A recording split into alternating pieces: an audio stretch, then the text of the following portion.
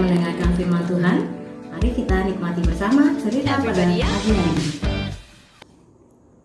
Aduh, gigiku. Dalam 1 Korintus 6 ayat 19 dikatakan bahwa tubuh kita adalah bait Roh Kudus. Artinya, tubuh kita adalah rumah, tempat tinggal di mana Roh Kudus tinggal. Dalam ayat selanjutnya, ayat 19b sampai dengan 20a, dikatakan lebih jauh bahwa tubuh kita bukan milik kita lagi. Karena itu, kita adalah milik Tuhan. Jika diri kita ini adalah milik Tuhan, apa yang harus kita lakukan? Ayat 20b dengan jelas berkata, kita harus memuliakan Tuhan dengan tubuh kita. Bagaimana caranya? Ya, tentu saja menjauhkan diri kita dari dosa. Tetapi ada juga cara memuliakan Tuhan yang tidak kalah pentingnya, yaitu dengan menjaga kesehatan tubuh kita. Salah satu bagian dari menjaga kesehatan tubuh adalah menjaga kesehatan gigi. Aduh, gigiku, rang Yosi. Kenapa Yos? Tanya papa. Ini pak, gigiku terasa ngilu sekali sesudah aku minum air dingin ini, jawab Yosi sambil meringis. Sini, coba papa lihat. Yosi menganggangkan mulutnya. Papa mengambil senter dan menggunakannya untuk melihat gigi Yosi. Wah, rupanya ada lubang kecil di gigimu. Apakah selama ini kamu sudah menyikat gigimu dengan rajin? Sebenarnya sih beberapa hari ini kalau malam aku kadang-kadang lupa menggosok gigi. Udah ngantuk sekali, Pak. Nah, lihat akibatnya sekarang, ujar Papa sambil mengusap-ngusap kepala Yosi. Kurasa besok kita harus ke dokter gigi untuk menambal gigimu. Ya, Pak. Yos, nanti sore main yuk, ngajak Kenny. Wah, gak bisa. Nanti sore aku harus ke dokter gigi untuk menambal gigiku yang berlubang. Dokter gigi? Kasian deh lo. Emangnya kenapa? Loh, emangnya kamu gak pernah ke dokter gigi? Kata Kenny balik bertanya. Belum pernah. Ya, belum pernah. Biar aku beritahu, pergi ke dokter gigi itu serem banget. Serem banget. Iya, nanti kamu di sana disuruh buka mulut, terus gigimu akan dibor sama dokternya. Begitu bunyi bornya. Pokoknya serem. Masa kata Yosi ikut bergidik. Emangnya kamu sudah pernah ke dokter gigi? Aku gak pernah sih, tapi kakakku pernah. Dan katanya sih sakit banget loh. Begitu ya? Wah, kalau aku sih berpikir 1000 kali kalau disuruh ke dokter gigi. Sudah ya, aku sudah dijemput. Dah. Sejak Kenny berkata demikian, Yosi jadi ikut merasa takut. Ia membayangkan dokter gigi membor giginya. Ia membayangkan suara bornya. Dan ia juga membayangkan betapa sakit rasa yang harus dia tanggung. Dokter giginya juga pasti orang tua. Galak, angker, berjubah putih, seperti ilmuwan yang jahat di film-film. Ih, serem sekali. Pokoknya aku gak mau ke dokter gigi. Pokoknya gak mau. Aku akan cari akal gimana caranya supaya gak pergi ke sana. Sore harinya, ayo Yos, gak siap untuk pergi ke dokter gigi? Tanya mama. Aduh mah, hari ini rasanya aku sedang tidak enak badan, kata Yosi memegang kepalanya berpura-pura sakit. Besok aja ya mah. Ya sudah, kalau kamu gak enak badan, besok aja ya, kamu istirahat dulu. Yes, akhirnya berhasil, aku gak perlu ke dokter gigi.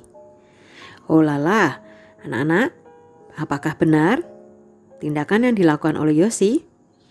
Hari-hari berikutnya, Yosi selalu mencari alasan supaya tidak perlu ke dokter gigi. Entahkah sedang banyak PR, entahkah harus membeli bahan prakarya, dan 1001 alasan yang bisa dia buat supaya dia tidak perlu ke dokter gigi. Yosi senang, ia berpikir bahwa ia akhirnya bisa lolos, tidak perlu ke dokter gigi. 1 minggu berlalu, sampai suatu hari sepulang sekolah, tiba-tiba gigi Yosi yang berlubang itu terasa sakit sekali. Sangat sakit, sampai Yosi mau menangis rasanya. Pa, Ma, gigiku sakit sekali. Papa dan Mama segera membawa Yosi ke dokter gigi. Yosi pasrah. Dia dibawa ke dokter gigi karena ia sudah tidak tahan lagi merasakan sakitnya. Sesampainya dokter gigi, Yosi sudah bersiap-siap. Dalam bayangannya, pastilah dokter gigi itu orangnya tua, galak, angker. Tapi ternyata dokter gigi itu masih muda dan ramah sekali. Ia tersenyum dan mempersilahkan Yosi duduk di kursi periksa. Wah, lubang di gigimu itu sudah terlalu besar untuk ditambal. Lagi pula gigimu sudah goyang. Dokter rasa gigimu ini harus segera dicabut. Dicabut? Yosi rasa ingin menangis. Dibor saja udah sakit, apalagi dicabut. Tapi tentu tidak sekarang dicabutnya. Gigimu yang sakit ini harus diobati dulu, baru setelah itu dicabut. Dokter pun menulis resep untuk mengobati sakit gigi Yosi. Selama beberapa hari, Yosi harus meminum obat itu sambil menahan rasa sakit. 3 hari kemudian, setelah sakitnya mereda, barulah papa dan mama membawa Yosi kembali ke dokter. Jangan takut, cuma sebentar saja. Lagi pula nanti gusimu akan dokter suntik supaya tidak sakit. Benar saja, setelah disuntik, rasanya seperti digigit semut. Saat giginya dicabut, Yosi tidak merasa terlalu sakit. Dokter lalu menyuruhnya berkumur beberapa kali. Setelah itu diminta menggigit gumpalan kapas di luka bekas gigi yang dicabut tadi. Sudah selesai, tidak terlalu sakit kan? Yosi menggeleng. Ia lega karena giginya sudah tidak sakit lagi. Tapi jadinya dia ompong dong. Dokter, jadi sekarang saya ompong ya? Malu juga kan kalau ompong? Ompong? Tidak dong. Ini berita baiknya. Semua orang punya 2 set gigi. Gigi susu dan gigi tetap. Pada usia 16-11 tahun, gigi susu akan tanggal dan diganti dengan yang tetap. Nah, gigi yang dokter cabut tadi hanya gigi susu. Nanti kelak gigimu bisa tumbuh lagi. Tapi ingat, jika gigi tetap kita sakit, itu juga harus dicabut.